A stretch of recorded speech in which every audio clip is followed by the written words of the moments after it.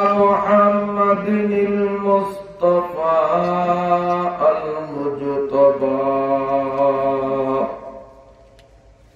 صلى الله تعالى عليه وعلى آله وأصحابه وأتباعه الأصفياء الأتقياء.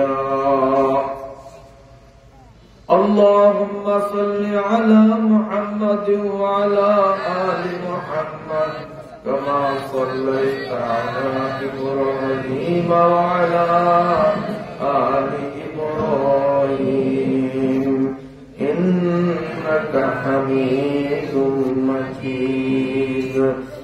اللهم بارك على محمد وعلى آل محمد كما باركت على إبراهيم وعلى آل إبراهيم إنك حميد مجيد. أما بعد فأعوذ بالله من الشيطان الرجيم. بسم الله الرحمن الرحيم. إن الذين يتلون كتاب الله وأقاموا الصلاة وأنفقوا مما رزقناهم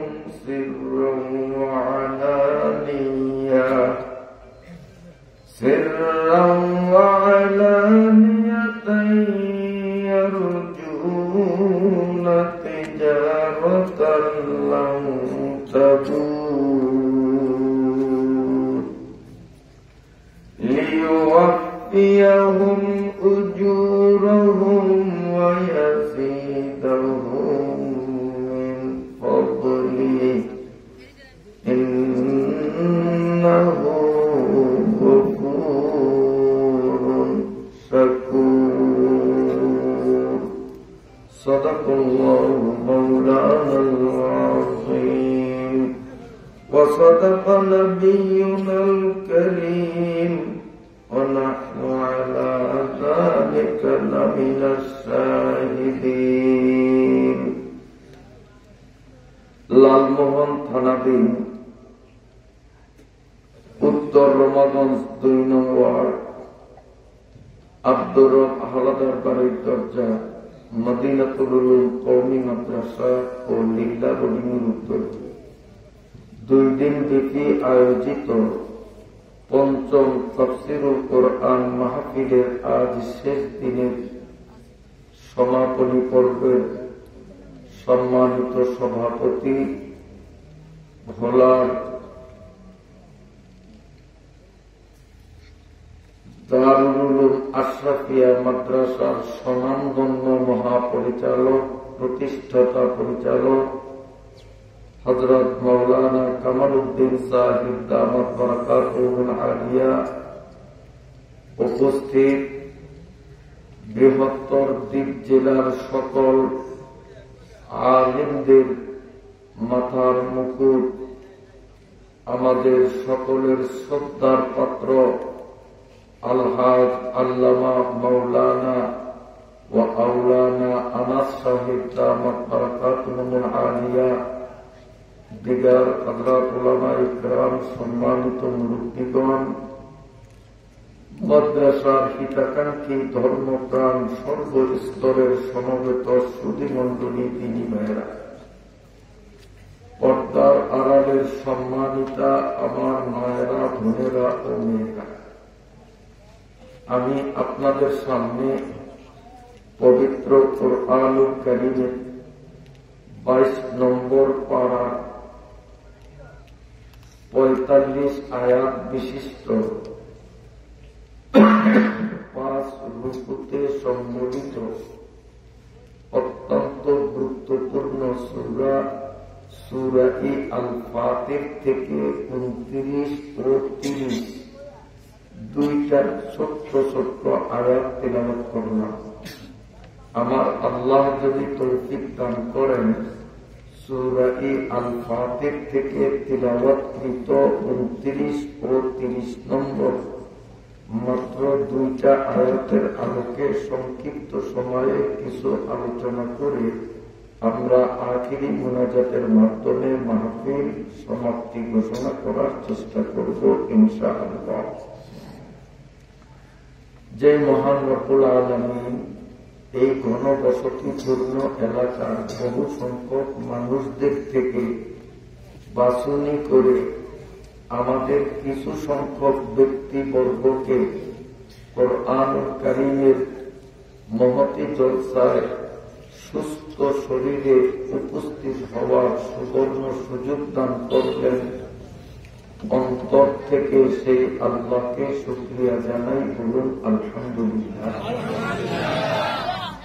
ইমাম গাজালি রহমতুল্লাহ আলাইহি তার কিতাবে লেখেন, কোথায় যদি ওয়াজ মাহফিল তাফসীর মাহফিল অনুষ্ঠিত হয় আর ওই এলাকার মুসলমানরা মাহফিল ময়দানে ঢুকিয়া মাহফিল শেষ না হওয়া পর্যন্ত যদি বসিয়া থাকে, যখন মাহফিল শেষ ঘোষণা করা হবে তখন মাহফিল থেকে বাড়ি ফেরার উদ্দেশ্যে বসার থেকে দাঁড়াইতে চেষ্টা করি, তার মাজা কোমর সোজা করিয়া দাঁড়াইবার আগে আগে আল্লাহ পাকের ফেরেশতারা ডাকিয়া ডাকিয়া বলে,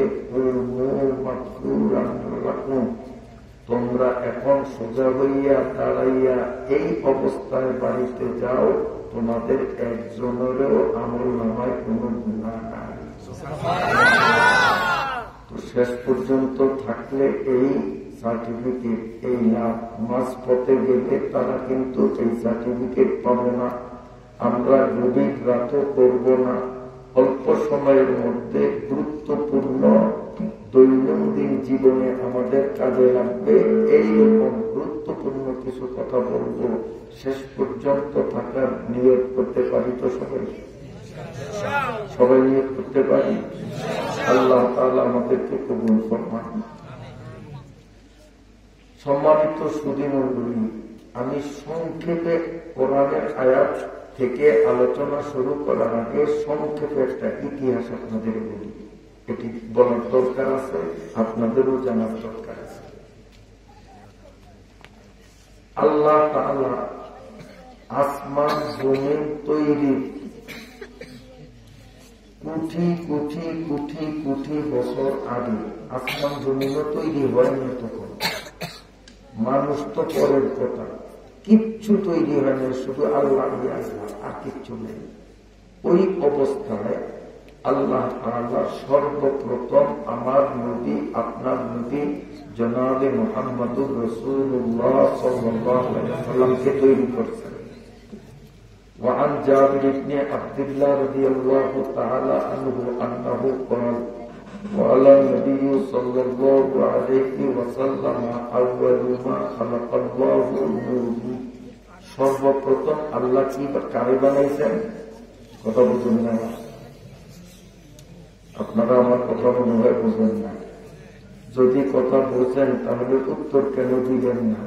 উত্তর যখন দেন নাই তাতে বুঝলাম যে আপনাদের শরীর এখানে, মন বাড়িতে, আমার কথার দিকে খেয়াল নেই। তাহলে আমি বা কেন কষ্ট করবো আর আপনারাই বা কেন কষ্ট করবেন? বিনামূল্যে যাতেই মাহফিল শেষ, আপনারা আপনাদের মতো বাড়ি যান, আমিও আমার মতো কথা চলিয়ে যাই। কথা যখন বোঝেন না তো করার কোনো লাভ নেই। এইমাত্র বললাম যে আল্লাহ তাআলা সর্বপ্রথম আমাদের বিশ্ব নবী সাল্লাল্লাহু আলাইহি ওয়াসাল্লামকে বানিয়েছেন। এখনো বোঝেন না? কারে বানিয়েছেন? কথাটা আমাদের নবী সাল্লাল্লাহু আলাইহি ওয়াসাল্লামকে আল্লাহ বানিয়েছেন। তখনও আসমান জমিন, পাহাড় পর্বত, নদী নালা, মানুষ, গাছ গাছরা, সাগর কিচ্ছু বানায় না, কিচ্ছু বানায় না। নবীরে বানিয়েছে। নবীরে বানাইয়া আল্লাহ তাআলা নিজের আরশ বানিয়েছে। নিজের আরশ মানে স্টেজ, ইংরেজিতে কয় স্টেজ, বাংলাতে কয় মঞ্চ। বাংলাতে কি বলে এটারে? মঞ্চ। আর ইংরেজিতে বলে স্টেজ, আরবিতে বলে মিম্বার অথবা আরবিতে বলে আরশ। আরবি শব্দ হল দুইটা, মিম্বার, আরশ। আল্লাহ এরপরে বানাইছেন আরশ। আরশ বানানোর পরে আল্লাহ তাআলা বানাইছেন কুরসি। কুরসি বোঝেননি? চেয়ার। চেয়ারটা কেমন ছোট, আল্লাহ চেয়ারটা কেমন ছোট, 7টা আসমান আর 7টা জমিন রে যদি এইভাবে পাশাপাশি বিছাইয়া দেওয়া হয়, 14টারে 7টা আসমান 7টা জমিন, এই 14টারে পাশাপাশি বিছাইয়া দিলে আল্লাহর ওই চেয়ারের একটা খুঁটি রাখার জায়গা হবে না। আল্লাহর চেয়ারের 4টা খুঁটি, এই 4টা খুঁটির একটা খুঁটি রাখার জায়গা হবে না এই 14টারে পাশাপাশি বিছিয়ে দিল। তাইলে আল্লাহ চেয়ারটা একেবারে ছোট চেয়ার, কি করে একেবারে ছোট না? আজ আমি যে বসি এটা তোমার ছোট মনে হয়? ছোট না বড়? অল্প বড় না অনেক বড়? কল্পনাই করা যায় না কত বড়, কল্পনাই করা যায় না। তাফসীরের কিতাব জালালাইন শরীফের প্রথম খণ্ড 3 নম্বর পারা আয়াতুল কুরসির তাফসীরের মধ্যে লেখা আছে যে এই যে জালিয়ারা মাছ বেছে, মাছ যার উপরে রাখে, এটাকে আমরা কই ডালা, আপনারা কি করেন? মাছ রাখা বেছে না, এটা কি করেন? ডালা। ওই তাফসীরে লেখছে এই জালিয়ার ডালার উপরে 1 টাকার 14টা কয়েন যদি ডালার উপরে রাখে, তাহলে এই ডালার সামনে 14টা কয়েন যেমন একবারে তুচ্ছ ছোট্ট, আল্লাহ তাআলার এই চেয়ারের সামনে 7টা আসমান 7টা জমিন ওই রকম তুচ্ছ, একদিকে 7টা কয়েনের মতো। তাইলে চেয়ারটা কত বড়, এই চেয়ারে যে আল্লাহ বসে সেই আল্লাহ কত বড়,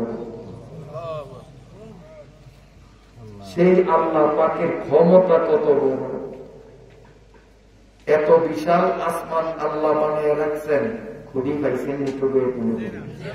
আপনাদের এই ওয়াজ মাহফিলটা বানাইতে কতটি খুঁটি, এই প্যান্ডেল কতটি খুঁটি, আর এত বিশাল আসমান খুঁটি তো আছে? হ্যাঁ, খুঁটি নাই? আছে। খুঁটি নাই কইছে কি? আছে। এই খুঁটি হইল কারা? খুঁটি হইল যে মানুষগুলি আল্লাহ পাকের নাম মুখে উচ্চারণ করে আল্লাহ আল্লাহ আল্লাহ বলে, এরাই হইল আসমানের খুঁটি।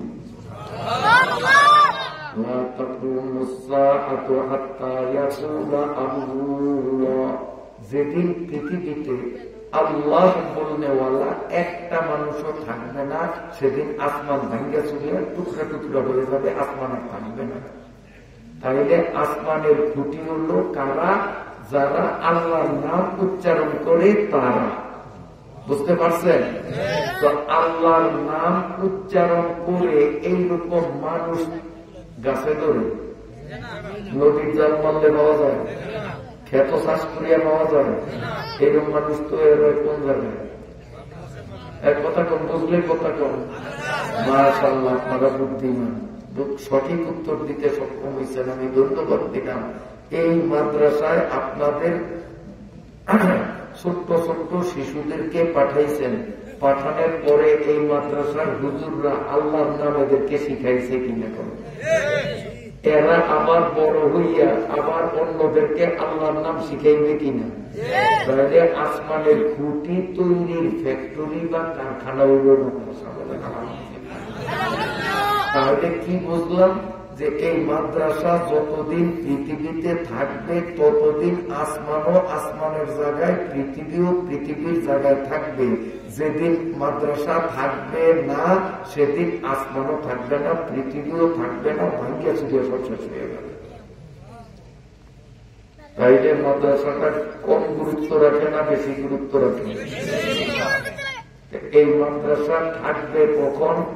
যখন এলাকার মুসলমান মাদ্রাসাকে নিজের প্রতিষ্ঠান মনে করে, তখন এই নিজের প্রতিষ্ঠান মনে করিয়া মাদ্রাসার সুখে দুঃখে মাদ্রাসার পাশে থাকে, মাদ্রাসার অভাব অনটন বুঝাইবার জন্য চিন্তা ফিকির করে, তাইলে তো মাদ্রাসা থাকে না। আর যদি এই এলাকার মানুষ নিজের সংসারের ধান্দায় থাকে, মাদ্রাসা নিয়ে কোনো চিন্তাই করে না, 1 লক্ষ টাকার উপরে হুজুরদের বেতন বাকি, হুজুর্গ বাড়িতে তো মনে হয় বৌজি পোলামেন্ট নাই না, হুজুররা সব ফেরেস্তার একজনও বিয়ে করে নেবে, এখন বলাই হয় না। তা আপনাদের যেমন দৈনিক বাজার সদায় লাগে, আপনাদের এই মাদ্রাসার হুজুরদের বাড়িতে যারা আছে বউ পোলাপাই, তাদের জন্য সদায় লাগে কি লাগে না?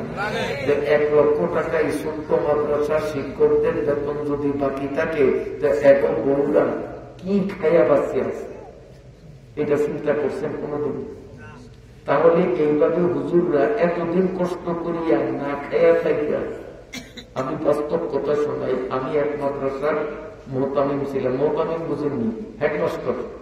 এবার তো বোঝেন স্কুলের হেডমাস্টার, স্কুলে কয় হেডমাস্টার, আর মাদ্রাসার হেডমাস্টার যে তারে কয় মোহতামিম। এবার মোহতামিমের অর্থ বুঝছেন? আমিও এক মাদ্রাসার হেডমাস্টার ছিলাম, মোহতামিম ছিলাম। একদিন আমি বারিন্দা দিয়া আনি যে পোলাপেনে দুষ্টামি করে কিনা, হুজুররা ঠিক মতো পড়ায় কিনা, এটাই তো মোহতামিমের চেক করি। আমরা তো মাদ্রাসার মোহতামিমেই তো কিন্তু চেক করে, এটা হলো তার দায়িত্ব। তা আমি চেক করতে গিয়া দেখলাম এক হুজুরে ঘুমায়, পোলাপেনে বসে বসে পড়বে, শতানি করে। আমার মেজাজটা খারাপ হয়ে গেল। ক্লাসের টাইমে ঘুমায়, পোলাপান যদি শয়তানি করতো তাহলে তো হুজুরও এই নিয়ে ধরতাম ক্লাসে। দুর্ভাগ্য বালা যে পোলাপান গুলি দেখি বসে বসে পড়ালেখা করে, এই জন্য মেজাজটা মোটামুটি কন্ট্রোলে ছিল, কিন্তু মেজাজে আগুন ধরছে। আমি উপরের ক্লাসে একটা ছাত্র পাঠাইছি ওই হুজুরের কাছে, যে হুজুরে যাইয়া আমার কাছে লাইব্রেরিতে আসা দেখা করতে বলছে। খবর গেছে, ওই ছাত্রটা হুজুরের ঘুম থেকে জাগাইয়া বলছে যে বড় হুজুরে আপনাকে ডাকে। আসছে আমার, আমি চোখ রামগানি দিয়ে চাকরি করতে আসছেন না ওইখানে বাহাত্রামি করতে এসেছেন? ক্লাস টাইমে আপনাকে ঘুমন্ত আমি নিজে দেখছি, কেউ আমার না বুঝতে। কথাগুলো শুনিয়ে কিন্তু গুরুত্বপূর্ণ কথা, ওয়াজ হবে, আয়াত পড়ছে একটা ওয়াজ করুন, এই কথাগুলি আপনাদের জানা দরকার। আমি শিক্ষককে খুব ধমক দিলাম যে কি বাহাত্রামি করতে আসছেন না দায়িত্ব পালন করতে আসছেন? ক্লাস টাইমে আপনাকে কেন ঘুমন্ত দেখলাম কৈফিয়ত দিতে হবে, নইলে আপনাকে মাদ্রাসা থেকে বরখাস্ত করা হবে, নাম কেটে দিন। আমি যখন এইভাবে গরম হয়েছি, ওনার দুটার চোখ থেকে টকটক করিয়া পানি পড়ি, কাঁদতে আর আসে, আমার হাত ধরিয়া বলে হুজুর আজকে 3 দিন আমার বাড়িতে চুলায় আগুন জ্বলে না। বাস্তব কথা বলি, আল্লাহ কোরআন সামনে। ওই শিক্ষক 2 চোখের পানি ছাড়িয়া বলে যে হুজুর আজকে 3 দিন আমার বাড়িতে চুলায় আগুন জ্বলে না, আমার নাবালেক পোলা পাই, আমার স্ত্রী, আমি শুধু পানি খাইয়া 3 দিন আছে। মাদ্রাসায় অনেক টাকা দ্বারা বেতন দিতে পারি না, হুজুর আপনার কাছে বেতন চাই না, কারণ আমাদের বিশ্বাস আছে যে ফান্ডে টাকা আসলে আপনি আমাদেরকে ডাকে নিয়ে টাকা দেন, যেহেতু টাকা টাকাও দেন না, আমাদের বিশ্বাস যে মাদ্রাসা ফান্ডে টাকা নেই, এই জন্য টাকা আপনার কাছে চাই না। 3 দিনের না খাওয়া, শরীর দুর্বল হয়ে গেছে, ক্লাসে পড়াইতে বসছি, কিন্তু কোন ফাঁকে আমার ঘুম আসছে, শরীর দুর্বল, আমি টের পাইনি। আমি দুনিয়াতে আছি তখন, আমি দুনিয়াতে আছি তখনকার অবস্থা এমন, মাদ্রাসার ফান্ডে 1 টাকাও ছিল না, আমার ব্যক্তিগত 1 টাকাও ছিল না। আমি তখন নিজে, অনেক আগের কথা বলি তো, আমি নিজে তখন অর্থনৈতিক ভাবে খুব শোচনীয় ছিলাম, গরিব ছিলাম। 2 কেজি 3 কেজির বেশি চাল কিনতাম না, এখন তো 100 কেজি নিচে কিনি। তখনকার অবস্থা, আমিও খুব গরিব ছিলাম। আল্লাহ আমাকে এখন ইনশাআল্লাহ সেই তুলনায় জান্নাতের মধ্যে রাখছে। প্রথম জীবনের তুলনায় আমি এখন জান্নাতে আছি। এমপি মন্ত্রী মিনিস্টাররা ইনশাআল্লাহ সংসারে মাসে ওই পরিমাণ খরচ করতে পারে না, আমি এক সপ্তাহে আমার সংসারে আমার সদস্যদের পিছনে খরচ করি আলহামদুলিল্লাহ। তো তখন আমি 5 কেজি চাউল এক দোকান থেকে বাকি কিনছি আমার বাড়িতে নিব। আমার ঘরেও চাউল নেই, পকেটেও টাকা নেই, আমি বাকিতে চাউল কিনছি এক দোকান থেকে আমার নিজের বাড়িতে নিব। এই চাউল বাড়িতে নিলে ভাত রাখবে, তারপরে আমি ভাত খাবো। আমিও সকালবেলা বাড়ির থেকে পানি খেয়ে আসছি, ভাত খেয়ে আসি, ভাত ছিল না। কিন্তু ওই শিক্ষকের অবস্থা দেখিয়া আমি আমার বাড়ির কথা ভুলিয়া ওই 5 কেজি চাউল একটা ছাত্রের মাথায় দিয়া আমি ওই হুজুরের বাড়িতে পাঠিয়ে দিছি যে তাড়াতাড়ি ভাত রাঁধতে বল, আর হুজুরের ছুটি দিয়ে দিছি যে আপনার আজকে ক্লাস লাগবে না, হাজিরা খাতায় সই দিয়ে আপনি বাড়িতে গিয়ে বিশ্রাম করবেন। কওমি মাদ্রাসার হুজুররা চাকরি করে না। যদি এই কওমি মাদ্রাসার পড়ানকে চাকরি মনে করতো তো 3 দিন পানি খাইয়া তারপর আপনাকে খোলা পাইলে পড়াইতো না। তা এমন অবস্থায় পানি খাইয়া 3 দিনের উপবাস থাকিও ক্লাসে আসে, মনোরঞ্জনতে ঘুমিয়ে পড়ছে, ঘুরতেও পারে না, দুর্বল হইয়া পড়িয়া গেছে। এরপরেও তারা মাদ্রাসা ছাড়িয়া যায় না। আর আপনারা 3 বেলা পেট ভরিয়া হাঁসের মতো ঝোলা ভরবে, হাসরের মাঠ কিন্তু আছে, আসেন না। আল্লাহর কাছে জবাব দেওয়া লাগবে।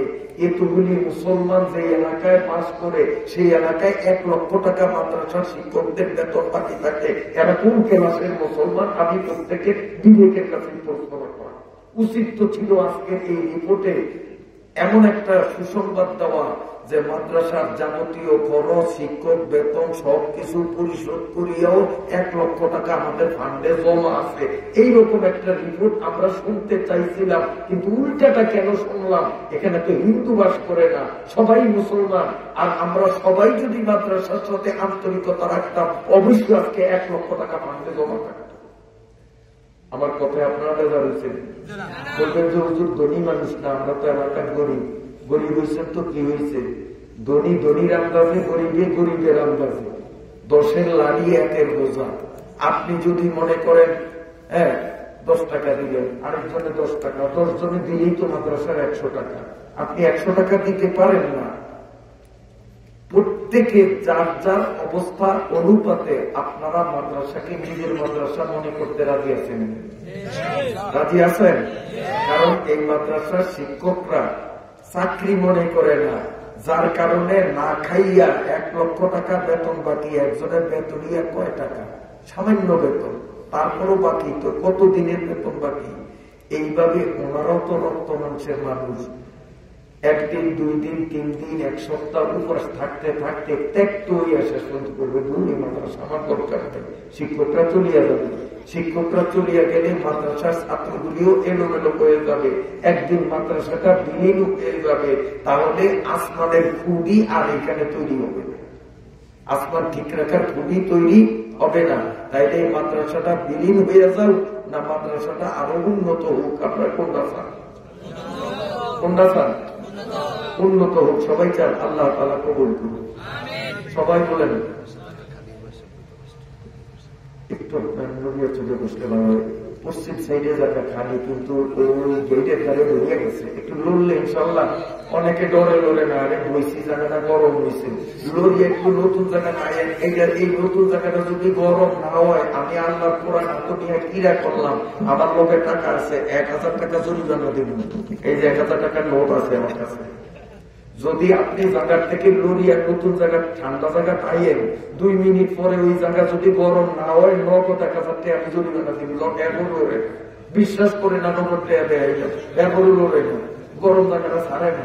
আইন না সাই জায়গা গরম হয় না, না হয়। যদি না হয় ওই বলে উঁচু জায়গা এটা গরম হয় না, গরম জায়গা ছাড়িয়া ঠান্ডা জায়গা পাইছি গরম হয় না, আমি জরিমানা দিব ইনশাআল্লাহ।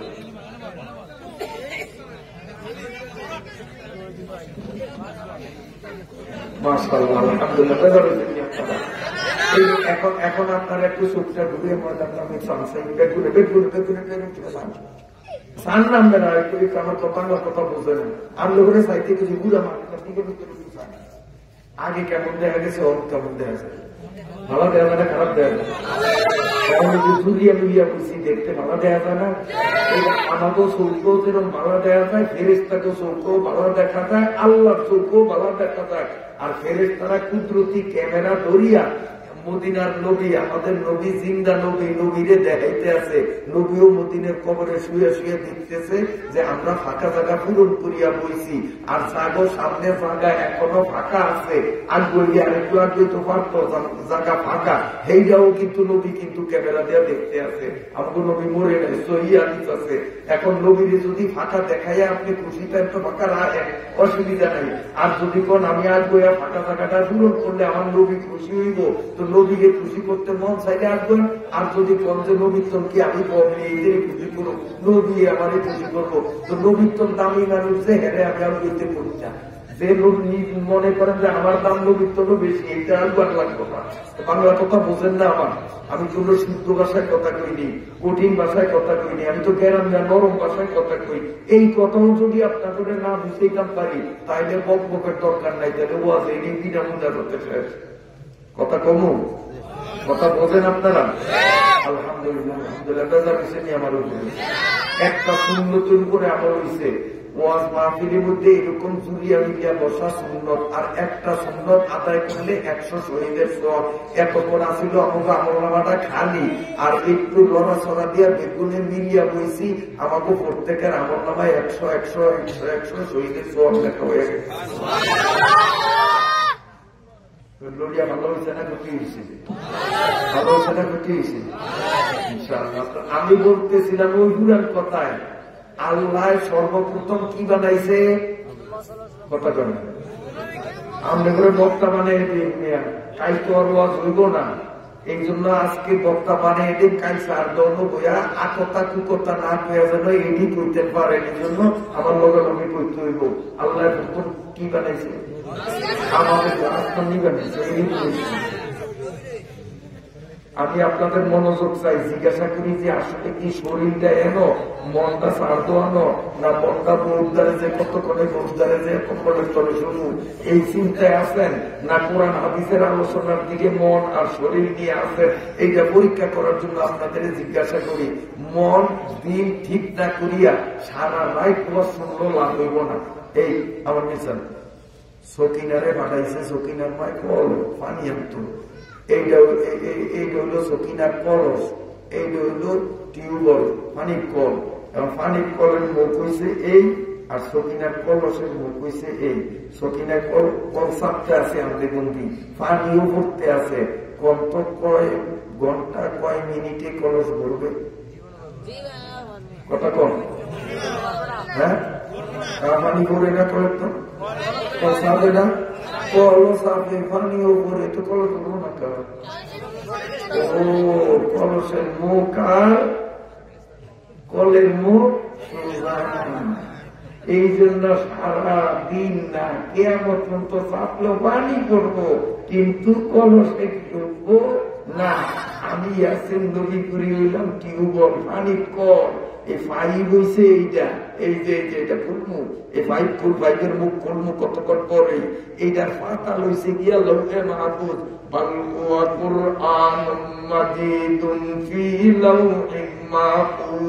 লৌহে মাহফুজ নামক পাতাল থেকে কোরআন নামক ফাইভের মধ্যে দিয়া আমি ইয়াসিন নবীপুরি নামক এই টিউবওয়েলের মুখ দিয়া কোরআনের পানিগুলি ঢালমু। যদি আপনাদের খেয়াল আমার দিকে যদি না থাকে, সকিনার কলসের মতো যদি এরকম আউলেন না থাকে, আমি কি আমার কত ওয়াজ করবো, আপনাকে কলবে একটা কথা ঢুকবে না। আর 10 মিনিট ওয়াজ করবো, 10 মিনিটের ওয়াজ কলবে ঢুকবে যদি মন দিন ঠিক থাকে। কথা বুঝতে পারছি না? এই জন্য অন্য চিন্তা তো করবেন না, সরকারের দিকে চাইবেন নি। এইটার উপরে 144 দ্বারা, এটা কিন্তু এটা দ্বারাও খাওয়া যাইতে পারবেন না, এটা একটু বেটা হইব। এই সার কাপ আর ফ্লাক্সের দ্বারে যদি কেউ যান হাত দেয়, কিন্তু স্টেজে জরিমানা হইব, এদিক কেউ চাইবেন না। ঠিক আছে? তাইলে এখন কথা আসা যায় তো, আল্লাহ সর্বপ্রথম কারে বানাইছে? আমাদের নবীরে। সুবহানাল্লাহ, আমরা এই নবীর উম্মত। নবীরে বানানোর পরে আল্লাহ ওই কুরসি পর্যন্ত বানাইছে, এই পর্যন্ত গেছি, মনে আছে আপনাকে? চেয়ার বানানোর পরে আল্লাহ তাআলা লাউহে মাহফুজ বানাইছে। কি বানাইছে? লাউহে মাহফুজ বানাইয়া আল্লাহ তাআলা এই লাউহে মাহফুজ আরবি শব্দ, এটার বাংলা অর্থ হইল সংরক্ষিত সিলেট। এই যে ফলাই যে সব দিয়া সিলেটের মধ্যে লেগে না, এটা আপনারা কি করেন? এই যে সব দিয়া ফলাই সিলেট, এই লাউ মানে সিলেট, আর মাহফুজ অর্থ সুরক্ষিত।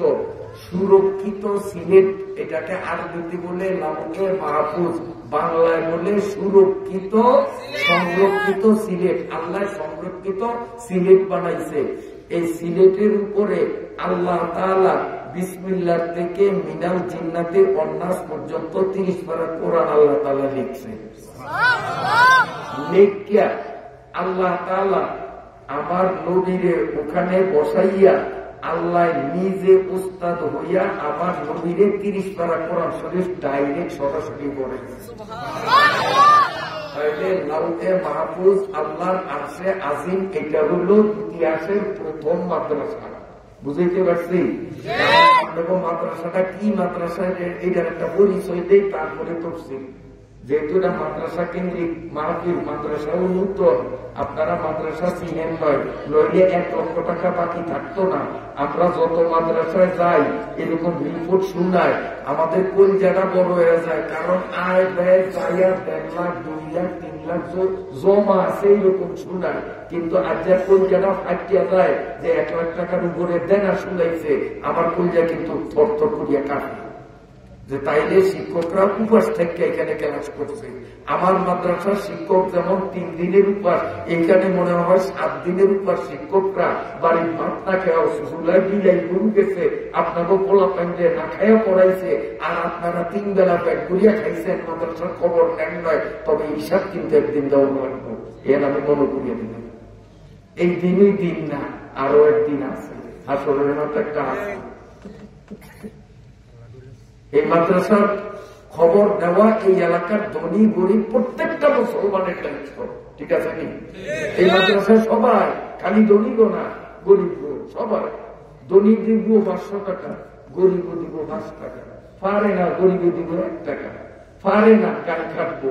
যেদিন মাদ্রাসায় কাম করবো অনেক মাটি হারাই তুই বইল কিছু, আমি তো টিয়া পয়সা দিতে না, গরিব মানুষ যা আজ যা বদলা দিন না কোনো, আজ যা বিনা পয়সায় মাদ্রাসার প্রথম বাড়ি কেটে দিন, পারবো না? যে মাদ্রাসার বাড়ি কাটলে ইজ্জত হয়নি। আমি নিজে চরছবি মাদ্রাসার মাটি কাটছি, অথচ আমি সারা দেশে ওয়াজ করি। আমার ওয়াজ কি বন্ধ হয়ে গেছে? আমার ইজ্জত কি কমে গেছে? আমার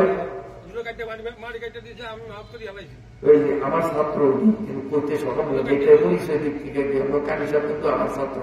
আমি মাটি কাটিয়ে দিচ্ছি এই মাথা করে আড়াইছে যে সাক্ষী, এ থেকে এই কানিসার ইজ্জত গেছে গিয়া, আমার ইজ্জত গেছে গিয়া। তা আমরা ইজ্জত জ্ঞান আমরা আমার তো বড় বক্ত হয়েছে, আপনারা আমার তো বড় বক্ত হয়েছে।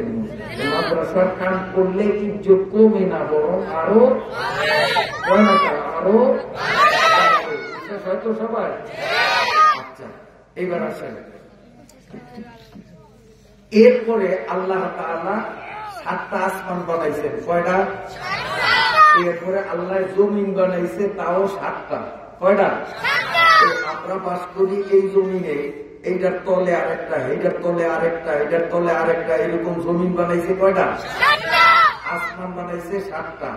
বানানোর পরে এই জমিনটা, 1 নম্বর জমিনটা, এইটার বয়স যেই দিন 45,56,66,223 বছর যেদিন এই জমিনটার বয়স। আবার ওই মনোরমের লিখিয়া 45,56,66,223 বছর যেদিন এই পৃথিবীর বয়স হয়, সেই দিন আদম আলাইহিস সালাতু ওয়াস সালাম এই জান্নাতের থেকে আল্লাহর ধাক্কা খাইয়া বন্ধন খাওয়ানোর কারণে এই পৃথিবীতে আসে। আদম যেদিন পৃথিবীতে আইছে সেই দিন এই পৃথিবীর জমিন জোয়ান না বুড়া? পুরানি ডুঙ্গুর 45 কোটি 56 লক্ষ 66,223 বছর তারপর হেজোয়া তো বুড়ব কয় বছর? আবার কোন অঙ্কটা বুঝিয়ারা হয়েছে সকিনার কলসের মতো এই কথা ভিতরে ঢোকে নয়, কলস সোজা করতে হতো ওই লোক। আবার কই 45 কোটি 56 লক্ষ 66,223 বছর যেদিন এই পৃথিবীর বয়স হয় আদম সেই দিন পৃথিবীতে আসে।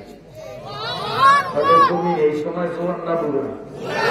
তো অহন দিন দিন জমিনের বয়স আরো কমে না বাড়ে, আরো বুড়া হয়েছে না?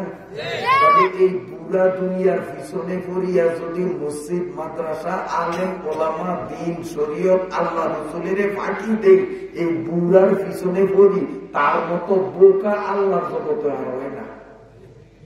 কেউ বুড়াটা ভিজে বললে হে বোকা না? এটা তো আরো বুড়ো হয়েছে। যেদিন আদম আইছে সেদিনই হে বুড়া, এখন তো দিনে দিনে আরো বুড়ো হয়েছে। কাজী এই বুড়া দুনিয়ার প্রেমে পড়িয়া যারা আল্লাহ রসুল দিন শরীয়ত আলেম ওলামা মসজিদ মাদ্রাসার গ্রুপকে পড়বে না, আল্লাহ নবী বলছেন এই পৃথিবীতে তার চেয়ে বড় বোকা, তার চেয়ে জ্ঞানহীন, তার চেয়ে বড় পাগল, তার চেয়ে বুদ্ধিহীন মানুষ আর হয় না। কইবেন যে হুজুর দলিল? দলিল আছে, হাদিস। নবী কইছে আল কাইয়্যিসু মান দানা নাফসাহু ওয়া আমিলা লিমা বা'দাল মাউত ওয়াল আজিজু মান ইত্তাবা নাফসাহু হাওয়াহা ওয়া তামান্না আলাল্লাহ। নবী আরবি ভাষা দিয়া কইছে, আর আমি আপনাদের লালমোহনের আঞ্চলিক ভাষায় গ্রাম ভাষায় কইছি, কোন শুদ্ধ ভাষায়ও কই। নবীর কথাটাই শুনিয়ে গেছি, কথা বুঝে আইনি আপনাকে। আদম আলাইহিস সালাম আসার পরে, এই শোনেন, আদমের পরে নবী হইছে শেষ, এরপরে আরেকজন আরেকজন আরেকজন, এইরকম লক্ষ লক্ষ নবী আল্লাহ দুনিয়ায় পাঠাইয়া সর্বশেষ নবী পাঠাইছে যারে, তার নাম কি? হযরত মুহাম্মদ সাল্লাল্লাহু আলাইহি ওয়াসাল্লাম। এই নামটা কইয়া কি লাভ হয়েছে জানেন? এই যে দুইবার কইছি, দুইবার দুরূদ শরীফ পড়ছি সাল্লাল্লাহু আলাইহি ওয়াসাল্লাম, এটা দুরূদ দুবার কইছি না? একবার যে দুরূদ পড়ে তার উপরে 10টা রহমত আল্লাহ বরাদ্দ দেয়। নবীর নাম দুইবার কইছি, দুইবার দুরূদ কইছি, রহমত কয়টা পাইছি? তা আরো একবার যদি দুরূদটা কই, নবীর নামটা উচ্চারণ করি, তা আরো 10টা রহমত পাবো। বলেন তো সর্বশেষ নবীজির নাম কি? মাশাআল্লাহ, আরো 10টা রহমতের মালিক হইয়া গেছি। সুবহানাল্লাহ। আসেন, এই নবীজি যখন দুনিয়াতে মানুষের আকৃতিতে মা আমেনার পেট থেকে আসলেন, আসিয়া আস্তে আস্তে বড় হইতে হইতে নবীজির বয়স যখন 40 বছর হয়, তখন নবীজি সাল্লাল্লাহু আলাইহি ওয়াসাল্লামকে সৌদি আরবের জাবালে নূর, আমি নিজের চোখে দেখে আসছি, ওই পাহাড়ে আমি উঠিয়া চাইয়াছি। এই জাবালে নূর একটা পাহাড়ের নাম। এই জাবালে নূরের উপরে একটা গুহা আছে, এই গুহাটার নাম হলো হেরা। এই হেরা নামক গুহার মধ্যে নবীজি বসা, আল্লাহর উস্তাদ আর আল্লাহর কথাগুলি নবীর কাছে পৌঁছানোর জন্য মাইক হিসাবে ছিল জিব্রাইল। যেমন এখন বক্তা আমি, কিন্তু আমার কথাগুলি আপনাদের সামনে এই মাইকের মাধ্যমে পৌঁছানো হয়। মাইকে কিন্তু বক্তা না, বক্তা আমি। আমি কথা বন্ধ করলে মাইকের দাদার ক্ষমতা আছে, আমরা করে কিছু শুনেই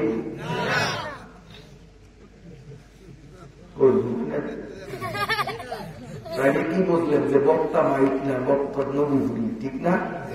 তবে নবীপুরির কথাটা আমরা দূরের মানুষ শুনবো না, এই জন্য মাইকের মধ্যে দিয়ে শুনি। তো হেরা পর্বতের গুহার মধ্যে ছাত্র হইছে নবী, আর আসে আজিমে উস্তাদ। এত দূরের থেকে নবীর কানে আওয়াজ আইব না, এই জন্য মাইকের সুরগা বানাইছে জিব্রাইলের।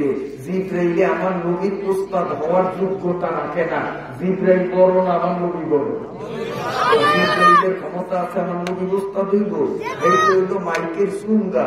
উস্তাদ আল্লাহ, ছাত্র হইছে নবী, জিব্রাইল হইছে মাইকের সুরগা। আর ওইখানকার সিলেবাস ছিল কোরআন।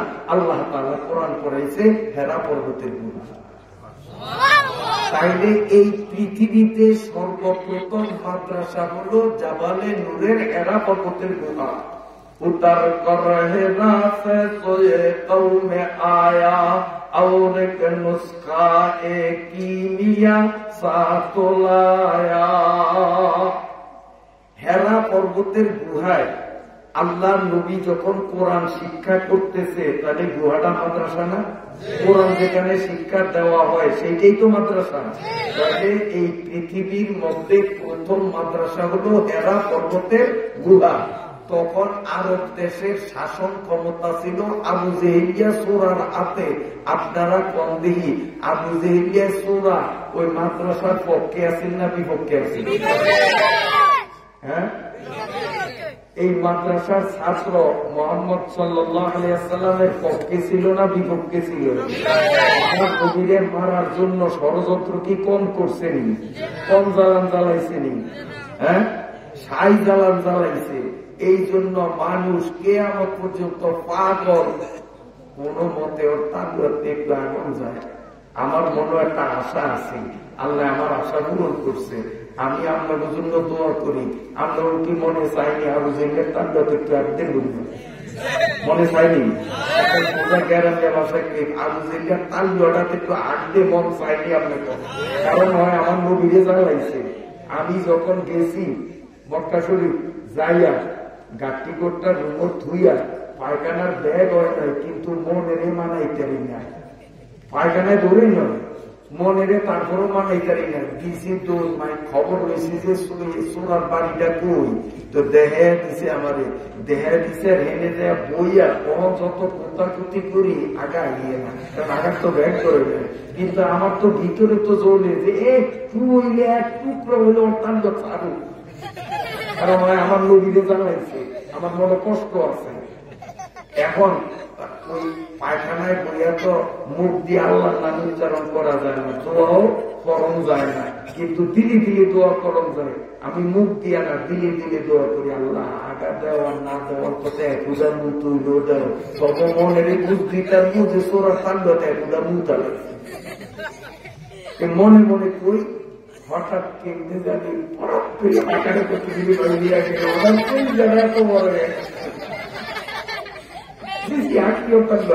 আল্লাহ ইচ্ছা করিয়া মন বলিয়া যতদিন আসছিলাম ততদিন আমি অন্য কোথাও যাইতাম না। ওই আবু জেহেলের তালুয়াটা সই করিয়া হেরিয়ে যেতাম।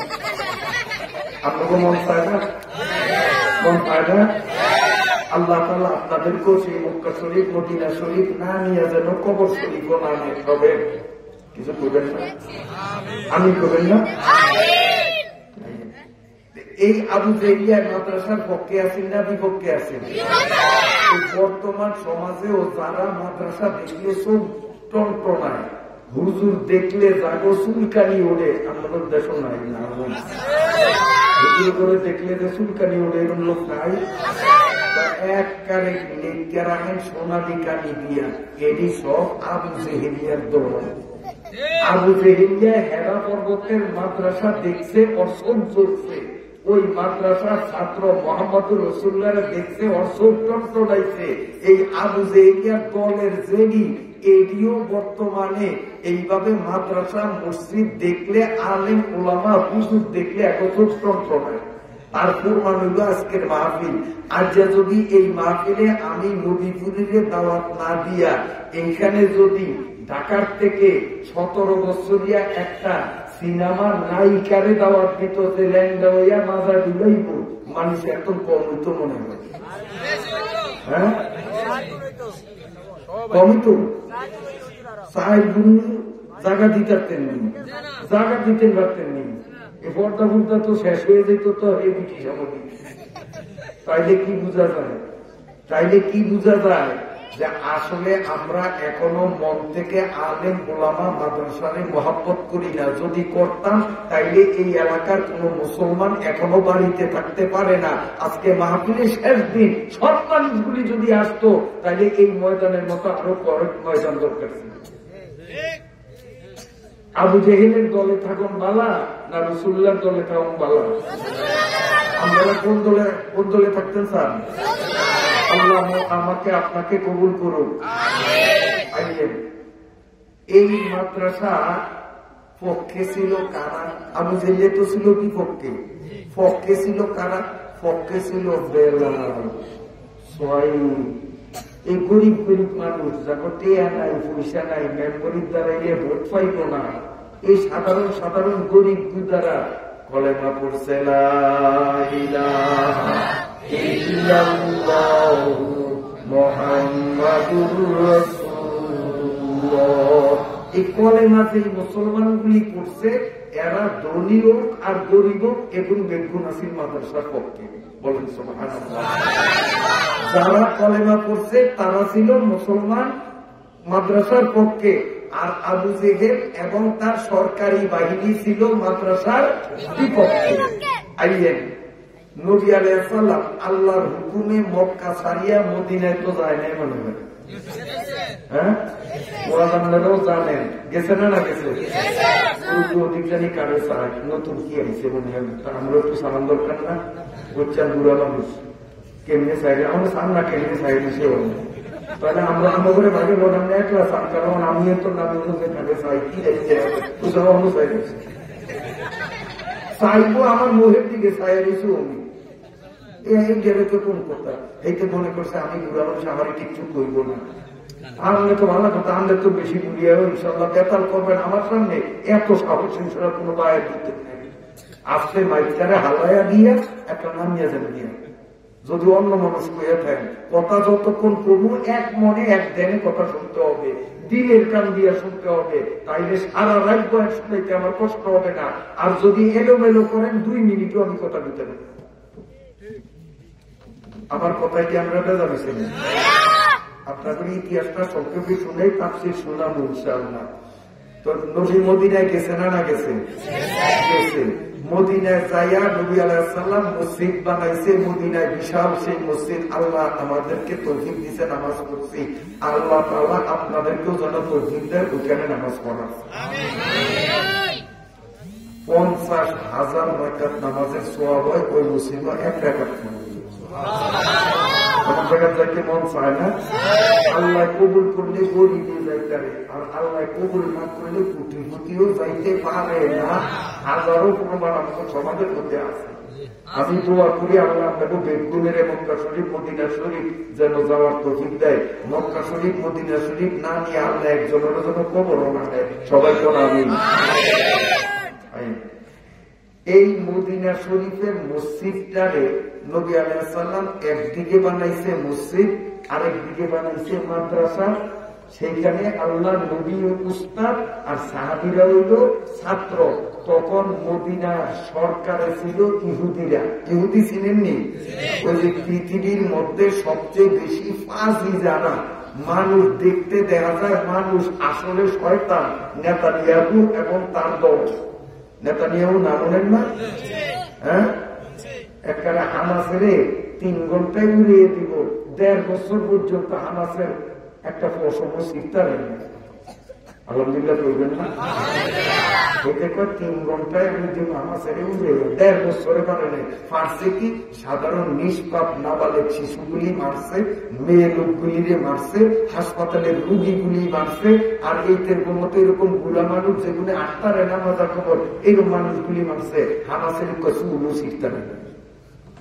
হামাস আগে যে শক্তি তার চেয়েও অনেক গুণ বেশি শক্তিশালী এখন আছে। আলহামদুলিল্লাহ, আলহামদুলিল্লাহ।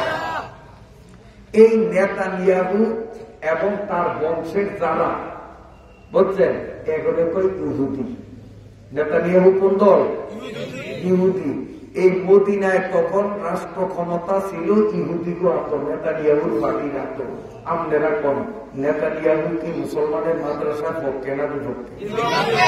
এই গাজায় লেবাননে মাদ্রাসা একটাও নাই, মসজিদ একটাও নেই।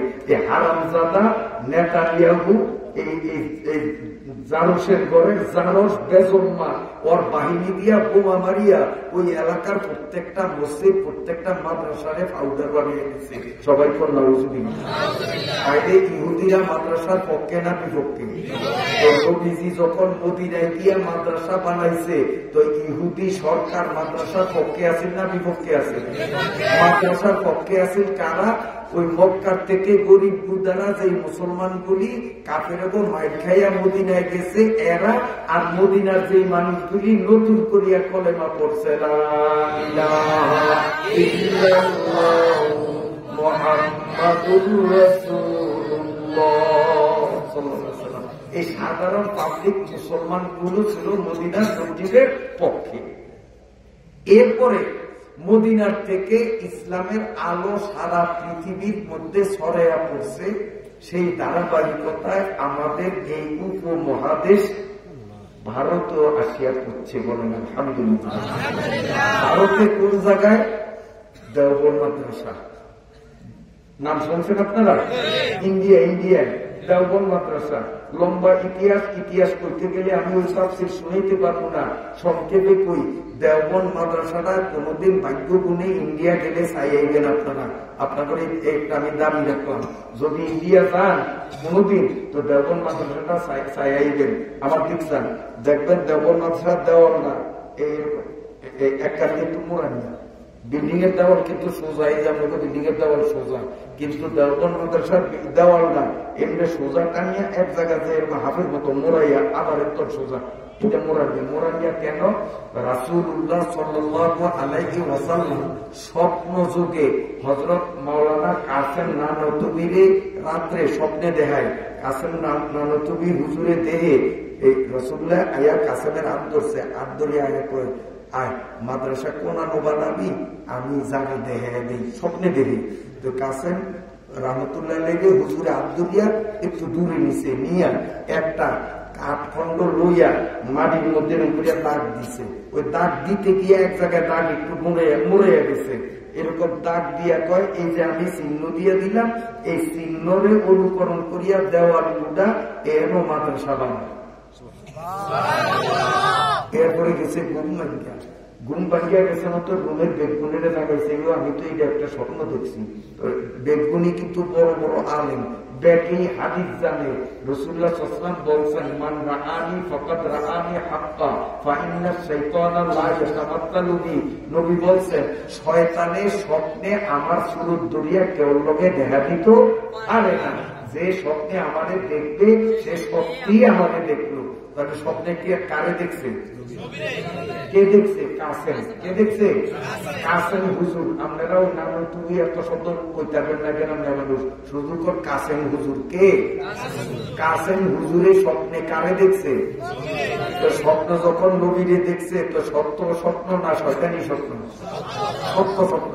এখন অন্য হুজুররা কয় স্বপ্ন তো সত্য, আমিও দেখছি, ওই থেকে আমিও দেখছি, ওই থেকে আমিও দেখছি। তরল বেগুন যাই, বেগুনে উঠিয়া গেছে রাইটি যাইয়া দিয়ে যে হায়াকার হাসুই এ হবায় আগ দিছে নতুন একটা দাগ দেখা যায়। দাগটা এক জায়গায় বেকা, ওই দাগেরে ফলো করিয়া দেওয়াল উঠাইয়া বানাইছে। সেই মাদ্রাসা এখনো আছে। এটা হলো দেওবন্দ মাদ্রাসা। আমার নবী ওই মাদ্রাসার দাগ আটকা জায়গা নির্ধারণ করিয়া দিছে। এই দেওবন্দ মাদ্রাসার শাখা আমাদের বাংলাদেশে চট্টগ্রামে হাটহাজারী হয়েছে। এই হাটহাজারীর শাখা আমাদের দ্বীপ জেলা ভোলায় দৌলতখান সরখলিফা মাদ্রাসা হয়েছে। এই সরখলিফা মাদ্রাসার শাখা আমাদের ভোলার আনাসে কোন আছে ছিটাইয়া ছড়াইয়া পড়ছে। হেয়ার একটা অংশ আমরা এই মাদ্রাসা। তাইলে এই মাদ্রাসার লোকে সম্পর্ক হইল এই বাস স্ট্যান্ড কামাল হুজুরের মাদ্রাসার লোকে।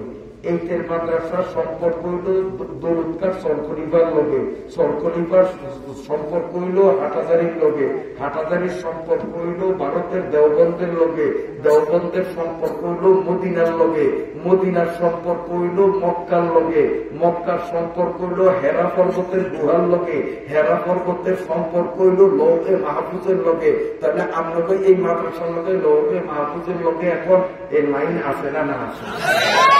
এইটার লোকে এইটা, এটার লোকে এইটা, এটার লোকে এইটা, এটার লোকে এইটা। তাহলে এইটা গোড়া কোনানো, আমরা ওই মাদ্রাসার গোড়া কোনানো খাওয়া পাইছেন নি? এই যে বাড়তি কোন লাইন ধরুন গিয়া গোড়া তুইছে এইটা, এইটার তোর লাইন দিছে ওইটা, এটার তোর লাইন দিছে ওইটা, এটার তোর লাইন দিছে ওইটা, যাইতে যাইতে একারে ফিসে ফিসেটার লোকে এইটার লোকে লাইন আছে না নাই? এর তোর লাইন কাটিয়ে দিলে ফিসেরটা চলবো? হ্যাঁ, কেন টিপ দিলে সামনে দিয়েও চলবো, পিছেরটাও চলবো। তাহলে এককালে পিছেরটার লগে গোড়ারটার লগে লাইন আছে না নাই? এই পিছেরটা হইলো আমাদের মাদ্রাসা আর গোড়ারটা হইলো লৌহে মাহফুজ। এই মাদ্রাসায় যারা দান দক্ষিণা করেন তারা যেন লৌহে মাহফুজে দান দক্ষিণা করেন। এই মাদ্রাসারে যারা মন দিয়া ভালোবাসেন তারা লৌহে মাহফুজের ভালোবাসেন।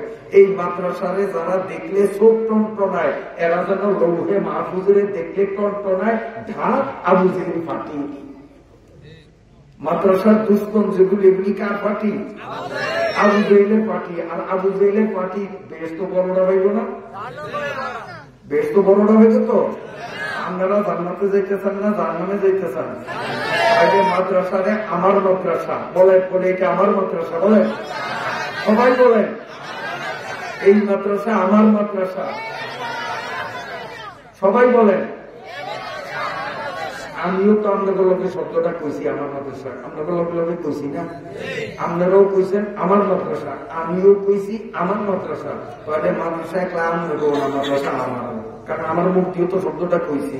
কাজী এই মাদ্রাসাকে দেনা মুক্ত করার জন্য আমার যেব যেইটে আছে মধ্যে বড় নটে আছে, এটা এইটাই আমি দেখবো যে এটা বড় আছে। এত বড়টি আমার যেব বাংলাদেশ সরকারের একটা বড় টেয়া যদি বানাইতো তো আমার কাছে থাকতো। এটা তো বড় টেয়া বানাইছে নি বাংলাদেশ সরকার। এটা চিনেন কত? 10 টেয়া কত? এটা তো বড় টেয়া আছে নাই তো? আমার যাব সবচেয়ে বড় যেটা পাইছি এইটা আমি দিলাম। যেহেতু মাদ্রাসায় 1 লক্ষ টাকা দেয় না, কে আমাদের মাঠে আল্লাহ যদি আমারে ধরে যে তোর কানে অত হুমস, তুই কি হচ্ছ, আমিও তো সেদিন আটকে যাবো। ওই জন্য আমি আমার পাশনের তাকিদে আমি ওই দেনা মুক্তির জন্য 1000 টাকা দিচ্ছি। আপনাদের সভাপতি আজকের মাহফিলের এক মাদ্রাসার বড় হুজুর, এই হুজুরে দিচ্ছেন 500 টাকা নগদ। এখন আপনারা কি করবেন? যদি মসজিদ মাদ্রাসা দান করলে এটা যদি ঠগ হইতো আমি কি টিয়া দিতাম? এই হুজুরে কি টিয়া দিত?